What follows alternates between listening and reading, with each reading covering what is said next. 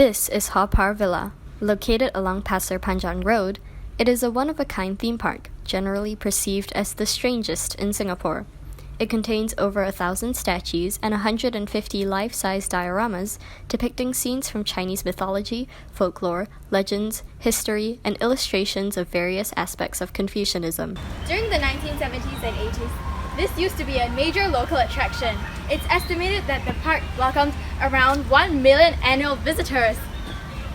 But now, this place is a ghost town. Anyways, let us now share its long and eventful history.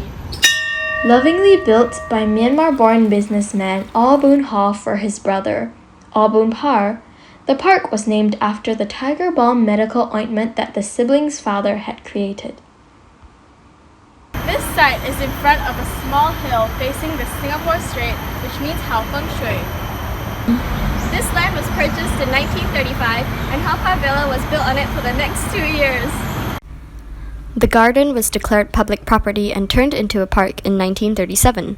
From then until 1954, when he passed, Haw commissioned statues and dioramas in the garden that reflected core principles of Asian culture, Taoism, Buddhism, and Hinduism.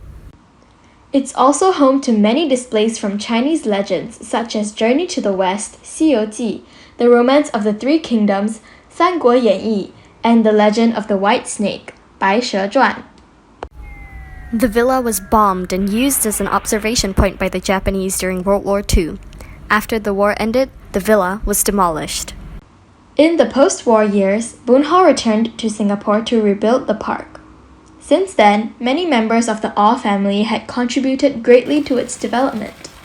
The Singapore Tourism Board took over the park in 1985 and began revitalization work. The park underwent many upgrades during the COVID-19 pandemic before finally reopening in 2021. So yeah, it's been through a lot, but it still does what it was meant to do to begin with. Scare little kids into behaving.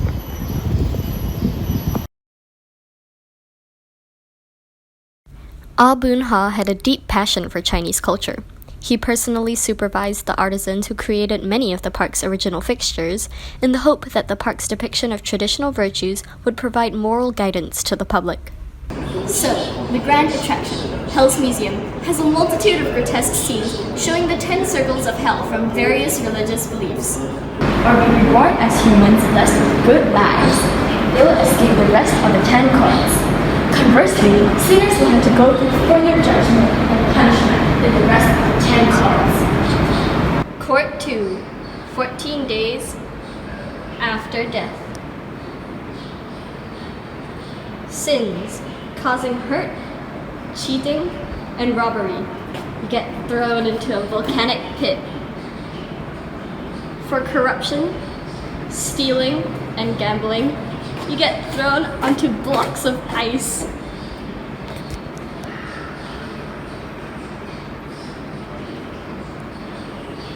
And for prostitution, you get thrown into a pool of blood.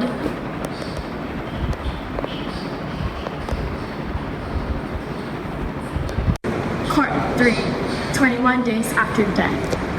For ungratefulness, lack of respect towards elders, and escaping from prison, you had your chest sliced open and your heart taken out. Addiction, trafficking, robbing tombs, instigating others to commit crimes of social unrest. You get tied to a red hot power pillar and be grilled alive. Court 4, 28 days after death. For tax evasion, avoiding paying rent, and fraud, get pounded by a stone mallet. For disobedience towards siblings and lack of filial piety, you get ground by a large stone. Court 5, 35 days after death. For plotting the death of someone to steal his property or charging exorbitant interest rates as a moneylender, you get thrown onto a hill of knives. Court 6, 42 days after death. For cheating, using curse words, and kidnapping, you get thrown onto a tree of knives. For misusing books, possessing pornography, breaking rules and regulations, and worst of all, wasting food, you get your body sawn in half.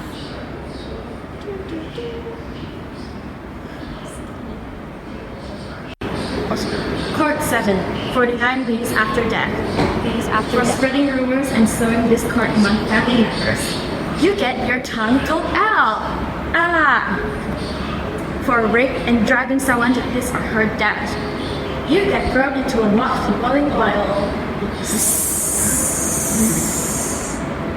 Court 8, 100 days after death. For lack of filial piety, causing trouble for parents or other family members, and cheating during examinations, you get your intestines pulled out. For harming others to benefit oneself, you get dismembered.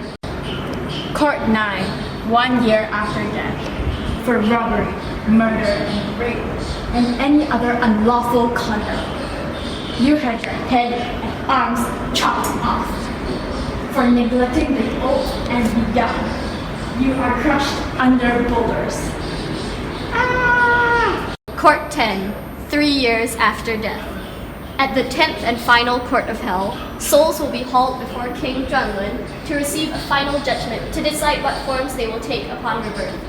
This will depend on their karma, the good and bad deeds committed in life. Here, a court clerk delivers a severe verdict to 2 kneeling sinners. The scroll reads, Judgment of the 10th king. The man to be reborn as a black goat. The woman to be reborn as a white rabbit. After judgment, the souls will be taken to Meng Huo Ting to have all memories of their lives erased. Rebirth takes place, and the cycle of ceaseless suffering continues. Each serve to remind the public to be good so that they do not reincarnate into a goat or a rabbit in their next one. Now, you may be wondering why this place matters.